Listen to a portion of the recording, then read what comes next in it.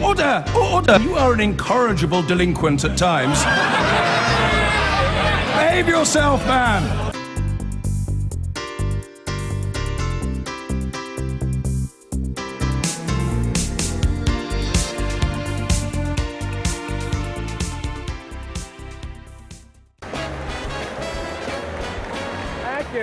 Thank you. Kasim, thank you for that kind introduction. And let me thank all of you for welcoming an outsider here to deliver what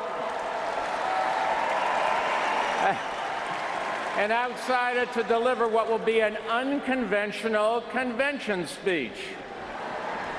Now, I am not here as a member of any party or to endorse any party platform. I am here for one reason: to explain why I believe it is imperative that we elect Hillary Clinton as the next president of the United States.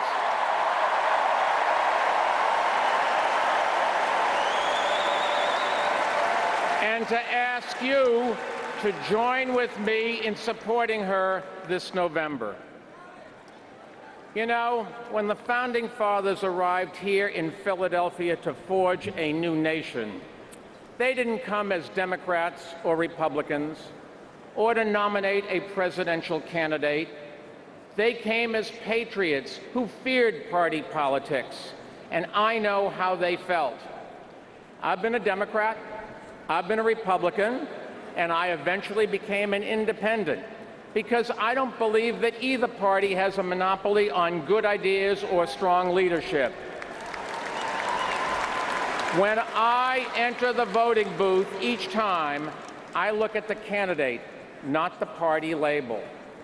I have supported elected officials from both sides of the aisle, and probably not many people in this room can say that.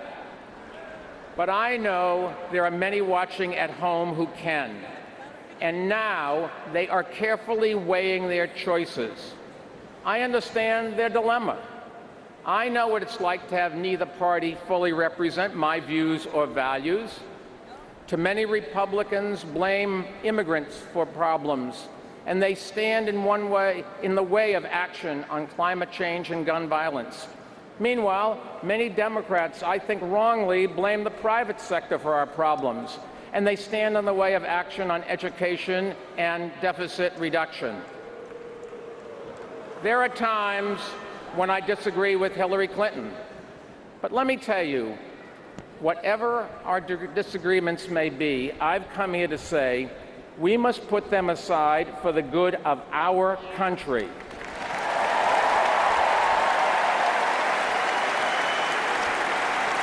And we must unite around the candidate who can defeat a dangerous demagogue.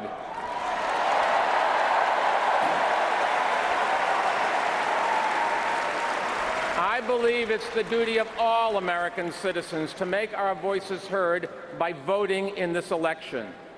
And if you're not yet registered to vote, go online and do it now. This is just too important to sit out. Now, we've heard a lot of talk in this campaign about needing a leader who understands business. I couldn't agree more. I built a business, and I didn't start it with $1 million check from my father.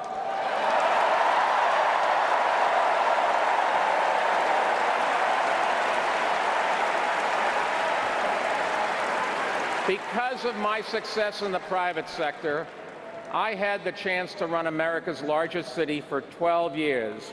Governing in the wake of its greatest tragedy.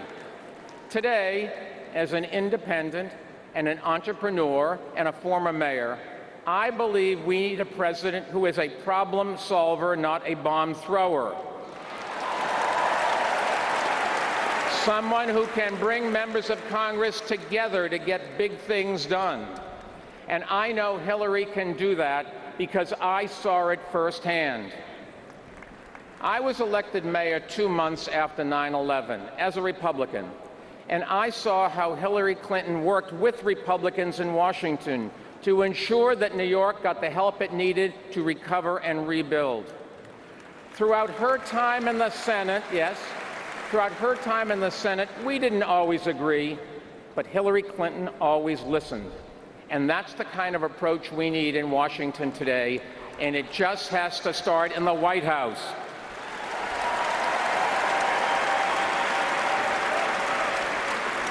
Given my background, I've often encouraged business leaders to run for office because many of them share the same pragmatic approach to building consensus, but not all.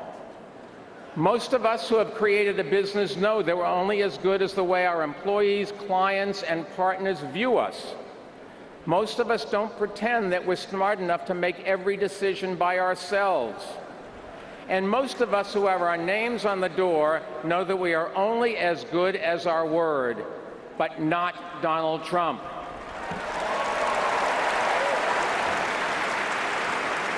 Through his career, Donald Trump has left behind a well-documented record of bankruptcies and thousands of lawsuits and angry stockholders and contractors who feel cheated and disillusioned customers who feel they've been ripped off. Trump says he wants to run the nation like he's running his business? God help us.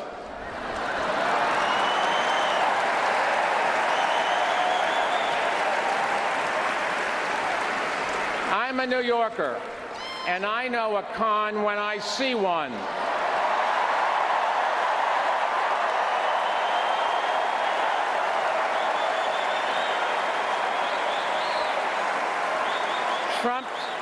Trump says he'll punish manufacturers that move to Mexico or China, but the clothes he sells are made overseas in low-wage factories.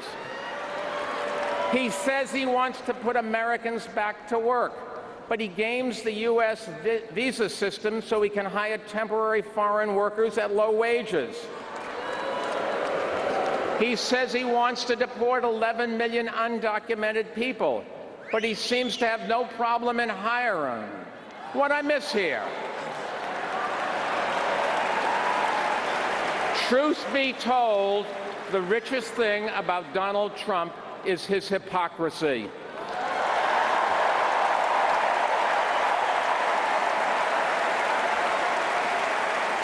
He wants you to believe that we can solve our biggest problems by deporting Mexicans and shutting out Muslims.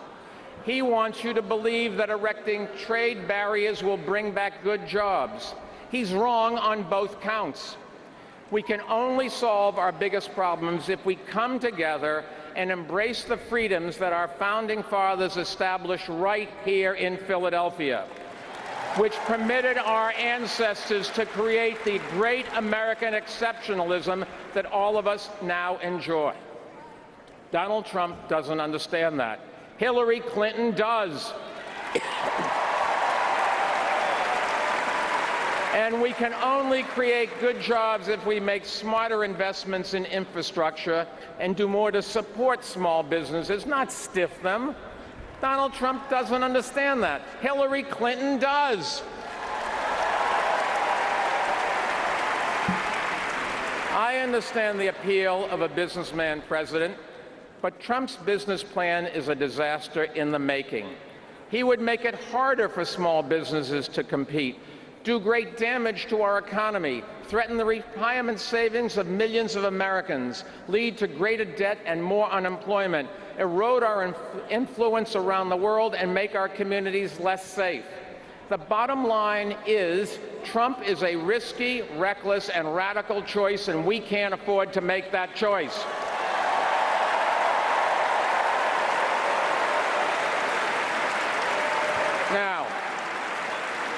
Now, I know Hillary Clinton is not flawless. No candidate is. But she is the right choice and the responsible choice in this election. And no matter what you may think about her politics or her record, Hillary Clinton understands that this is not reality television. This is reality.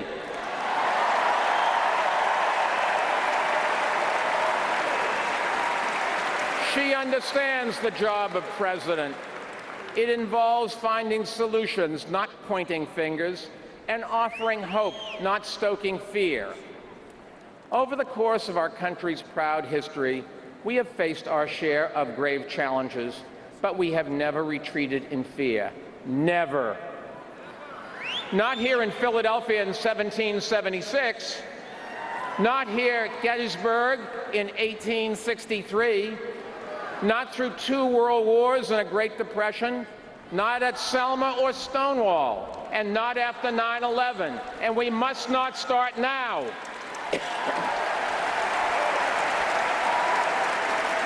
America is the greatest country on earth. And when people vote with their feet, they come here. The presidency of the United States is the most powerful office in the world. So I say to my fellow independents, your votes matter now. Your vote will determine the future of your job, your business, and our future together as a country. To me, this election is not a choice between a Democrat and a Republican. It is a choice between who is better to lead our country right now. Better for our economy, better for our security, better for our freedom, and better for our future. There is no doubt in my mind that Hillary Clinton is the right choice this November.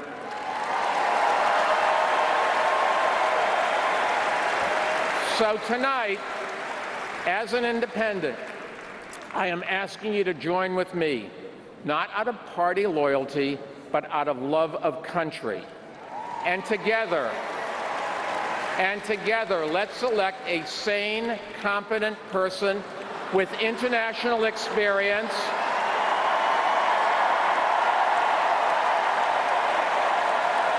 a unifier who is mature enough to reach out for advice, to build consensus, and to recognize that we all have something to contribute.